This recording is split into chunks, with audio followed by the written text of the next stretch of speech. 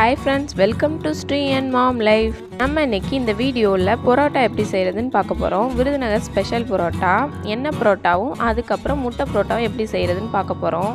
நம்ம வெளியில் இன்ஸ்டன்ட் பரோட்டா வாங்குறதுக்கு வீட்டிலே எவ்வளோ சிம்பிளாக ஈஸியாகவும் நம்ம பரோட்டா செய்ய போகிறது எப்படின்னு தான் பார்க்குறோம். ஃபஸ்ட்டு நம்ம 1.5 கிலோ மைதா மாவில் தேவையான அளவு உப்பு ஆட் பண்ணி தண்ணி ஆட் பண்ணி மிக்ஸ் பண்ணிகிட்ருக்கோம். இப்போ நிறையா பரோட்டா தேவைப்படுன்றனால 1.5 கிலோ ட்ரை பண்ணுறோம். உங்களுக்கு 250 கிராம் மாவில் கூட ட்ரை பண்ணலாம். ஃபஸ்ட்டே கொஞ்சம் ஸ்மால் குவான்டிட்டியில் நீங்களே ட்ரை பண்ணி பார்த்தீங்கன்னா அது எவ்வளோ ஈஸியாக இருக்குன்னு ட்ரை பண்ணி பார்த்த பிறகு நீங்களே நிறையா செஞ்சு வீட்டிலே ரெடி பண்ணி வச்சுக்கலாம். நம்ம வீட்டுக்கு ரிலேட்டிவ்ஸ் வர டைமில் இந்த மாதிரி லார்ஜ் குவான்டிட்டியில் மாவு பிசைஞ்சு பரோட்டா ரெடி பண்ணி வச்சிட்டோம்னா இன்ஸ்டண்ட்டாக டின்னர் டைம் இல்லை பிரேக்ஃபாஸ்ட் டைம் நம்மளோட இன்ஸ்டன்ட் பரோட்டாவை யூஸ் பண்ணி ஃபாஸ்ட்டாக நம்ம குக் பண்ணி முடிச்சிடலாம்.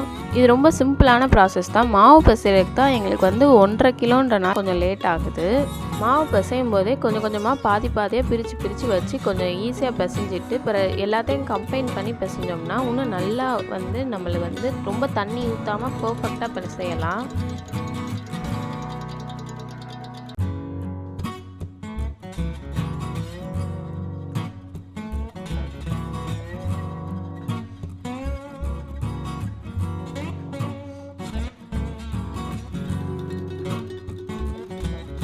பரோட்டா கடையில் பண்ணுற மாதிரி நம்மளும் மொத்தமாக எல்லா மாவையும் சேர்த்து அடித்து மாவு ரெடி பண்ணிட்டோம்.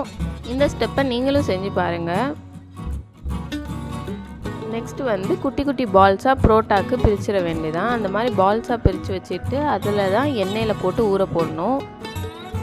அந்த பரோட்டா மாவில் பால் பண்ணும்போது கிராக்கே இல்லாமல் பண்ணணும். கிராக் இல்லாமல் இருந்தால் தான் அது நம்மளோட இதில் மாவு இழுக்கும் போது பர்ஃபெக்டாக வரும்.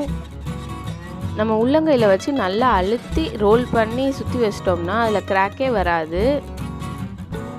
கிராக் இல்லாமல் செஞ்சோம்னா தான் கண்டிப்பாக பரோட்டா சூப்பராக வரும். நம்ம பரோட்டா பாலாக எல்லாமே மாவை ரெடி பண்ணி வச்சாச்சு. அந்த மாவை இப்போ 1 லிட்டர் எண்ணெயில் ஊற வைக்க போகிறோம். அந்த ஊற வைக்கிற ஸ்டெப்பில் இந்த எண்ணெயை ரீயூஸ் பண்ணிக்கலாம். ஒன்றும் ப்ராப்ளம் இல்லை. இதை நம்ம பொரிக்க கூட அடுத்து பரோட்டா சுடும்போது கூட இதை யூஸ் பண்ணிக்கலாம். இந்த ஆயில் மெஷர்மெண்ட் இந்த மாவு நல்லா முங்குற வரையும் நம்ம ஆயில் ஊற்றிருக்கணும். அதுக்குள்ளே ஃபுல்லாக சோக்காக இருந்தால் தான் நம்மளோட பரோட்டா நல்லா இழுக்கும் போது சூப்பராக வரும்.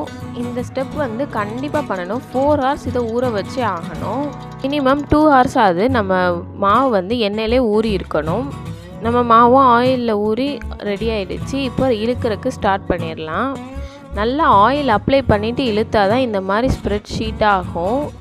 இதுக்கு நாம் அந்த ஊற வச்சுருந்த எண்ணெயிலேருந்தே தான் நான் ஆயில் யூஸ் பண்ணி அதை ஸ்ப்ரெட் பண்ணி இழுக்கிறதுக்கு யூஸ் பண்ணுறேன். இந்த மாவு எவ்வளோ தூரம் இழுத்துருக்கணும்னா நம்மளோட டிரான்ஸ்பரண்ட் ஷீட் மாதிரி இருக்கணும். ஒயிட் கலரில் அவ்வளோ டிரான்ஸ்பரண்ட்டாக இருக்கணும். இதை இழுக்க சப்பாத்தி கல் தான் வேணும்லாம் கிடையாது. நம்ம கிச்சன்லேயே கவுண்டர் டாப்பை நல்லா க்ளீன் பண்ணிவிட்டு அதிலே நல்லா ஆயில் அப்ளை பண்ணிட்டு இழுத்துட்டு ரெடி பண்ணிக்கலாம். இந்த மாதிரி நல்லா டிரான்ஸ்பரண்ட் ஒயிட் ஷீட் மாதிரி இருந்தால் தான் நம்மளோட பரோட்டா நல்லா லேயராக சூப்பராக வரும். இந்த சைடில் நடுவில்லாம் கிழியுதுன்னா கூட இப்படி இழுத்துட்டோம்னாலே அதை அட்ஜஸ்ட் பண்ணிடலாம். அது ஒரு ப்ராப்ளம் இல்லை. கிழிஞ்சாலும் அது தெரியாது. சப்பாத்தி கட்டையிலையும் நல்லா ஆயில் அப்ளை பண்ணியிருந்தால் தான் நம்ம சப்பாத்தி கட்டையிலையும் மாவு ஒட்டாமல் நல்லா இழுக்க வரும். நம்மளுக்கு இதுக்கு நிறைய ஆயில் தேவைப்பட தான் செய்யும். நம்மளோட பரோட்டா மாவு டிரான்ஸ்பரண்ட் ஷீட் சைஸில் சூப்பராக ரெடி ஆயிடுச்சு பர்ஃபெக்டாக.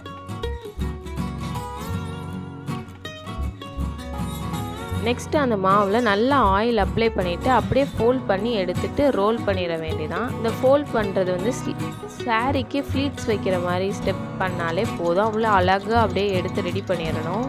நம்ம ப்ரிப்பேர் பண்ணி வச்சுருந்த மாவை சர்க்கிள் ஷேப்பில் சுற்றி வச்சுருந்தாலே போதும். நல்லா நம்ம பரோட்டா லேயராக வரக்கு சூப்பராக ரெடி ஆகிடுச்சு. இதே மாதிரி எல்லா பரோட்டாவுக்கும் ரெடி பண்ணி வச்சிட்ருக்கோம். இந்த ஸ்டெப்ஸ் எல்லாம் செய்கிறதுக்கு தான் நிறைய ஆயில் தேவைப்படும். நம்ம அதில் சப்பாத்தி கல்லுலையும் சரி சப்பாத்தி இழுக்கிற கட்டையிலையும் சரி நிறைய ஆயில் அப்ளை பண்ணிக்கணும். அதுக்கு நம்ம ஊற வைக்கும் போது யூஸ் பண்ண ஆயிலே யூஸ் பண்ணிக்கலாம், ரீயூஸ் பண்ணிக்கலாம். நல்லா ஆயில் தடவி வச்சாதான் பரோட்டா மாவு ஒட்டாது. ஒரு இதுவும் ஒட்டாமல் லேயராக சூப்பராக தனித்தனியாக நம்மளுக்கு ரெடி ஆகும்.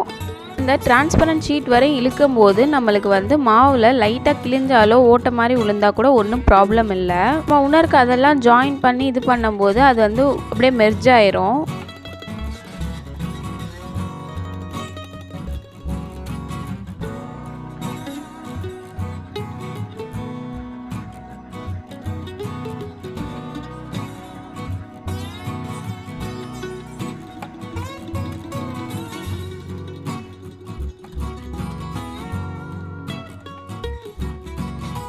இந்த ஸ்டெப்பை நம்ம கரெக்டாக பண்ணிட்டோம்னா நம்ம புரோட்டாவில் எத்தனை லேயர் வருதோ அது ஃபுல்லாக நம்ம இந்த பண்ணுற ஸ்டெப்னால தான் வருது.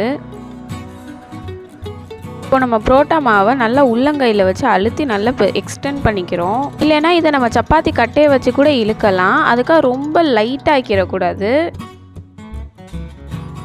ரொம்ப ஜென்டலாக ப்ரெஸ் பண்ணி எடுத்துட்டாலே போதும். இந்த ஸ்டெப் பண்ண பிறகு நம்ம இதை சுட்டு எடுக்க போகிறோம். இன்ஸ்டன்ட் புரோட்டாக்கு நம்ம ஆயிலே யூஸ் பண்ணாமல் நல்லா ஸ்டவ் ஆன் பண்ணி வச்சுட்டு நம்ம வெறும் ஹீட்டில் மட்டும் சுட்டு எடுக்க போகிறோம். அந்த மாவு கன்சிஸ்டன்சியில் இருந்து லைட்டாக செவந்த மாதிரி மாறினா போதும். ரொம்ப லைட்டாக மாறினாலே போதும். எப்போவுமே ஊருக்கு கொடுத்து விட்ற கூட எங்கள் அத்தை இதே மாதிரி போட்டு கொடுத்துருவாங்க. நான் ஊரில் ஃப்ரிட்ஜில் வச்சு நம்மளுக்கு தேவையான நேரம் போட்டு சாப்பிட்டுக்கலாம். இதில் ஆயிலோ எதுவுமே படாமல் நல்லா பர்ஃபெக்டாக ஹீட் மட்டும் பண்ணாலே போதும். இது மாவு கன்சிஸ்டன்சிலேருந்து அந்த லைட்டாக சுட்ட மாதிரி இருந்தாலே போதும். இந்த மாதிரி சுட்டு எடுத்த பிறகு நல்லா பெரிய தட்டில் வச்சு ஆற வைக்கணும். தண்ணி எதுவும் வேர்வை தண்ணி கூட படாத மாதிரி பார்த்துக்கோங்க.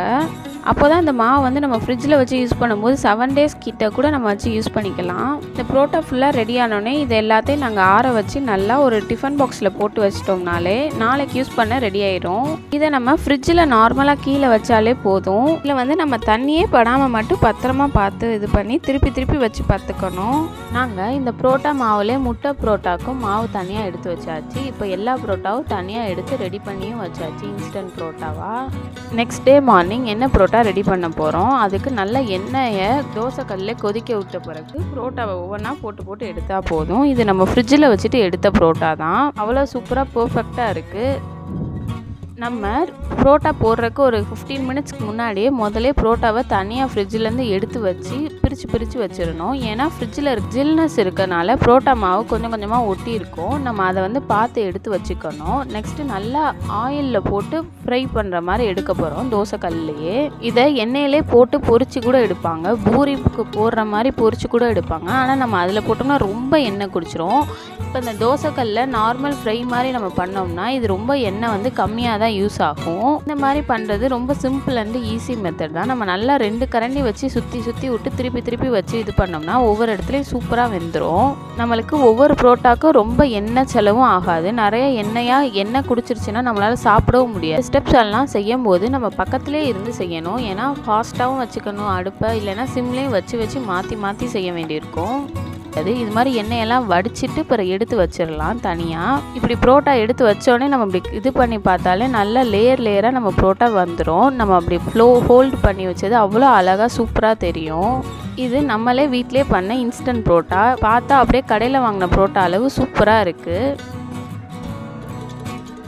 புரோட்டாக்கு எம்டி சால்னா வச்சு சாப்பிட்டா அவ்வளோ சூப்பராக டேஸ்ட்டாக இருந்துச்சு. நீங்களும் இந்த புரோட்டாவை உங்கள் வீட்டில் கண்டிப்பாக ட்ரை பண்ணி பார்த்துட்டு மறக்காமல் கீழே கமெண்ட் பண்ணுங்கள். தேங்க்ஸ் ஃபார் வாட்சிங் the video. Subscribe to our channel for more videos. டாட்டா, பை.